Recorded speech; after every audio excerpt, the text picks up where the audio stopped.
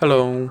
In this video I will show you how to install a Microsoft Edge browser on a Xiaomi Redmi A3x. So you have to start by opening your Google Play Store app, then click on search bar and type in Edge. Now click search and click install.